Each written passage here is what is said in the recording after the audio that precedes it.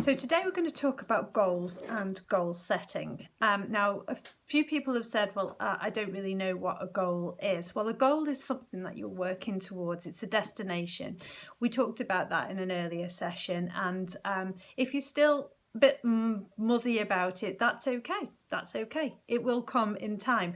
You know, one of the things that we need to get more comfortable with when we're going through change of any description is being comfortable with not knowing and being comfortable with ambiguity. Now, of course, the one thing that people really want when they're going through change is absolute clarity on absolutely everything.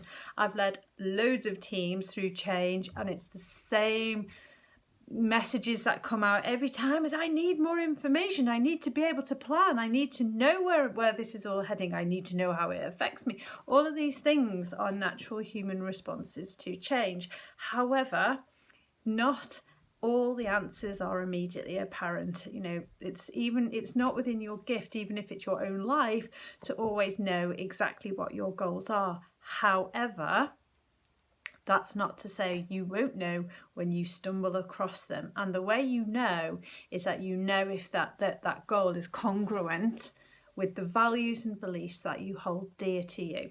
So a frame of reference for you in goal setting is to say, is this goal in line with something that gives me pleasure? Am I actually going to get any form of personal enjoyment out of this goal? Is it something I would do for very little money? If it meant, you know, if it meant I had to. If you're happy that is something that's absolutely something you do for very little money, you can guarantee it's something that gives you pleasure. The next question is, does it give you meaning? Because as human beings, we are hardwired to want to add value in our own lives, and a lot of the time to give value to others. So if you work in a helping industry, I would rather guess that you have a really strong desire to help somebody else to be successful, and that is what gives you meaning. Other people find meaning in other ways, research or voluntary activities. That's a way of having meaning in your life, because otherwise we kind of ask ourselves, well, what's the point of this if all I'm doing is turning up to work every day, or I'm not really getting anything from it, I don't feel like I contribute to anything meaningful. It can actually have a detrimental effect on how we feel about ourselves and the world in which we operate.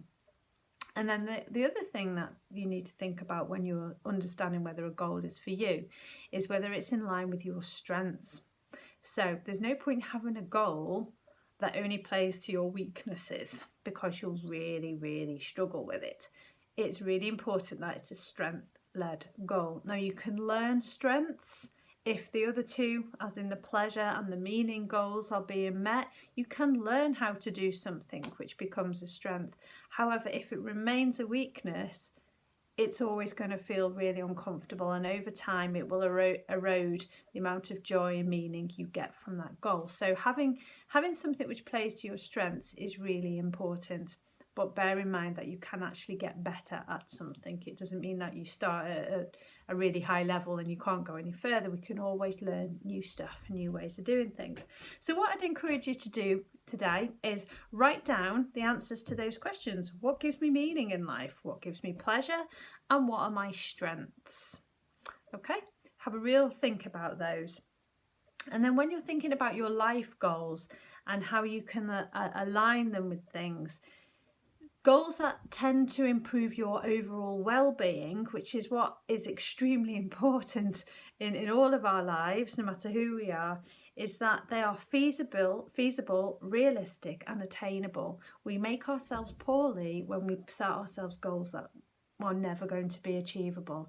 I've worked with a few clients who work with certain types of companies who get set impossible goals, who get sold impossible dreams, and they actually get very upset that they're not achieving those goals. And well, they're never going to, because the way in which the structure is set up, it's always jam tomorrow. It's never going to be materialize into something real. They also tend to be goals that are aligning with things that we're already making progress towards. So if you're on a learning journey, say you've enrolled in college or something to do a course, and that's aligned with your goal, you're more likely to feel a greater sense of well-being because you're already on your path.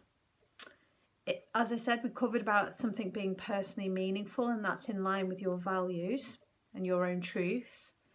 And those that we feel highly committed to, and that is very much value driven. So think about your iceberg. And also if it's concerned with community, intimacy and growth, they are also very much aligned with personal well-being.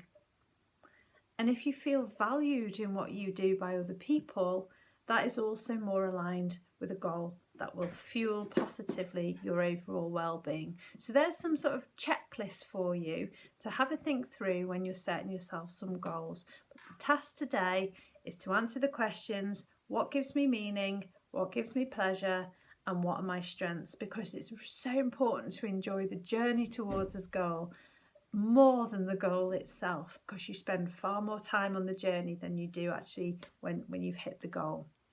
That's it for today.